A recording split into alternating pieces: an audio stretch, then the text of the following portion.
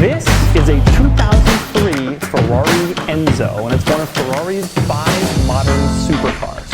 When this car came out back in 2003, the sticker price was around $650,000. But today, 15 years later, nice examples are selling for between $2.5 to $3 million. Today, we're going to find out why.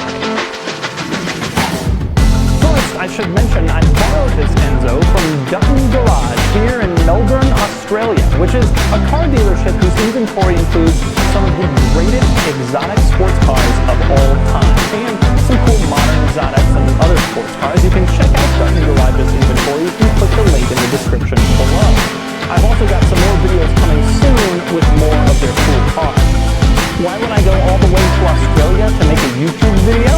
Because this isn't just any car. In fact, this isn't just any Ferrari. This is one of the all-time greats. It's one of Ferrari.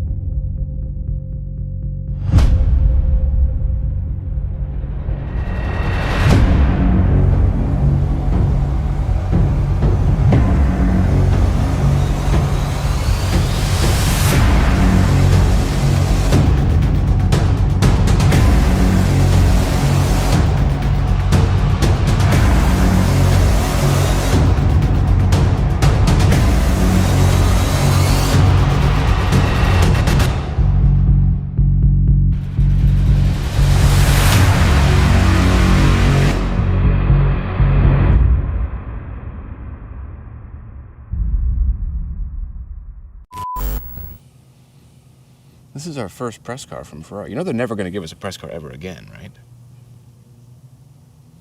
You don't know that.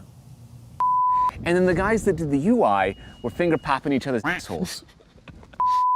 Because this is a complete and utter disaster. From top to bottom, this is the worst designed user interface and interior I have ever experienced, probably ever made in the car world in human history. Where's my phone? I have a reminders list of places I want to visit. Yeah. And I'm gonna have to take Maranello off. You take Maranello, yeah, because we should never go there after I'm. No, we're not gonna be allowed there. Yeah, that's what I meant, because I'm not even done.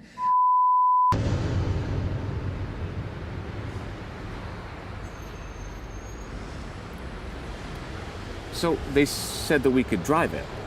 I've got the key and everything. Is this a trap? Feels like one. Feels like one. Those suicide doors. Yeah.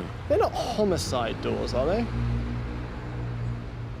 Hi guys, I'm Shmee, hello, and welcome back to the channel where you join me for a very early start, but with good reason. I'm going to get behind the wheel of Power Slide Lover's Ferrari Monza SP2.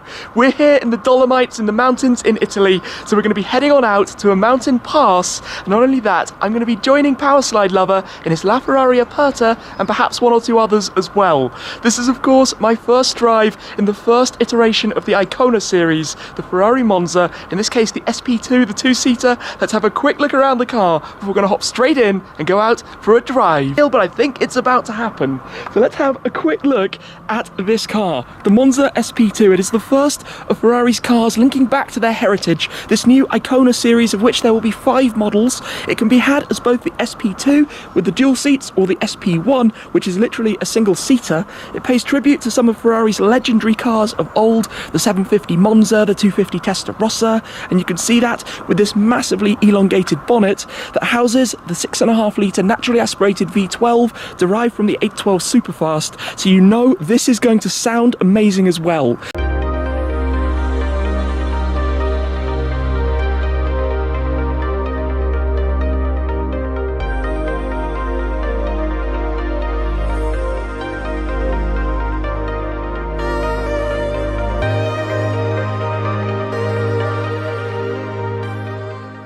Next to me is the Ferrari Monza SP1. With only one seat, no windshield, and a massive V12, the SP1 is one of the craziest Ferraris ever made. So what is it like to drive, and is it worth its near $3.8 million price tag? Today we're gonna find out exactly that. The SP1 actually has a sibling called the SP2.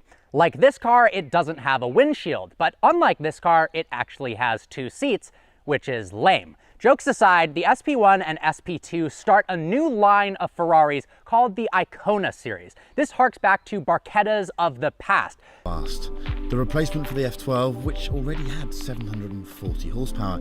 This car has 800 horsepower from an enlarged 6.5 litre V12 and 529 foot-pounds of torque.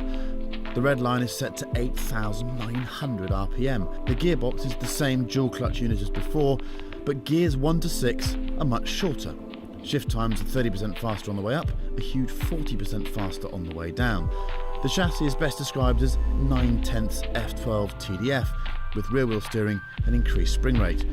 The 812 also inherits that car's crazy wide 275 section front tyre. Dry weight is 1,525 kilograms. The aerodynamics are very different to the F12's, with a front diffuser system that can stall or accelerate the airflow. With a smattering of options, it's a £300,000 machine.